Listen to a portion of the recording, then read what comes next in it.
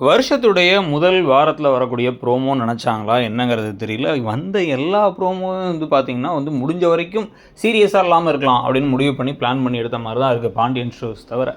So, இப்ப இதில வந்து பார்த்தீங்கன்னா, இருக்கிற எல்லா குழப்பங்களுக்கு இடையில இப்ப முக்கியமா எத காமிக்கிறாங்கன்னா, ராதிகா வீட்டுக்கு வந்து ராதிகா தன்னுடைய உரிமையான அதாவது நான் தான் இவருடைய மனைவி. நான் தான் வந்து இவர பார்த்துப்பேன்.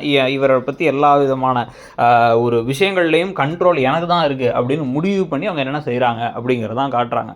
ஸோ வாக்கிங் போனோம் அப்படின்னா, அவங்க அம்மா கூட போலாம் அப்படின்னு வந்து கோபி கிளம்பி போகும்பொழுது, ஈஸ்வரிய ஒதுக்கி வச்சுட்டு நம்ம 2 பேரும் சேர்ந்து போலான்னு கூட்டு போறது. அதே மாரி இப்ப ஹாஸ்பிட்டலுக்கு செக்கப் போனோம் அப்படின்னா, ஹாஸ்பிட்டல் செக்கப்க்குலாம் எதுக்கு உங்க அம்மா வரணும்? நான் வரேன் அப்படின்னு இவங்களும் வந்து கூட சேர்ந்து கிளம்பி வர, அதே மாரி உள்ளார 2 பேர் தான் போலாம். பேஷண்ட்டோட ஒரே ஒரு அட்டெண்டர் உள்ளார போலாம் அப்படின்னா வந்து இந்த பக்கம் தள்ளி வச்சுட்டு இவங்க மட்டும் நேரா உள்ள கிளம்பி போயிடுறாங்க.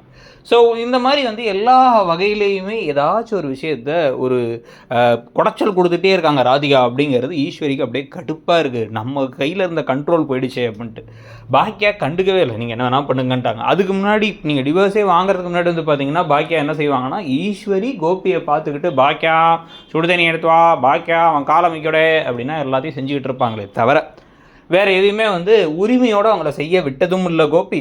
இவங்கள செய்ய நெனச்சாலும் அது முடிஞ்சதும் கிடையாது. ஈஸ்வரி மாரி ஒரு மாமியார வச்சுக்கிட்டு. ஆனா இப்ப ராதிகா அந்த மாரிலாம் கிடையாதுங்கிறதுனால, இப்ப உங்களுக்கு அப்படியே கடுப்பா இருக்கு. என்ன பண்றதுன்னே உங்களுக்கு புரியல. எ நான் தான்டா உன் அம்மா, உன்ன பெத்தவடா, 9 மாசம் அந்த வயித்துல சுமந்தவடா. அப்படி இருக்கும்போது அவளுக்கு போய் இவ்வளோ உரிமை குடுக்குறியேடா நீ அப்படின்னு மாரி பேச, இந்த பாருங்கம்மா, எனக்கு அது எல்லாமே புரியுது. ஆனாலும் வந்து என் நிலைமைய நீங்களும் புரிஞ்சுக்கணும்லம்மா. எனக்கு ஸ்ட்ரெஸ் அதிகமா இருக்கக்கூடாது அப்படின்னு தான் டாக்டர் சொல்லியிருக்காங்க. நீங்க திருப்பி திருப்பி இப்படி பேசுனீங்கன்னா எப்படி? எனக்கு ஸ்ட்ரெஸ் அதிகமாயிடும்ல அப்படின்னு இவர் திருப்பி ஒரு ட்ராமாவ போட்டுட்டு இருக்காரு. இந்த ட்ராமாவ உடனே நம்பி இந்த ட்ராமா வந்து லாஸ்ட் ஒரு 1 1/2 வாரத்துல ஒரு 5வது வரையா வந்துருச்சு.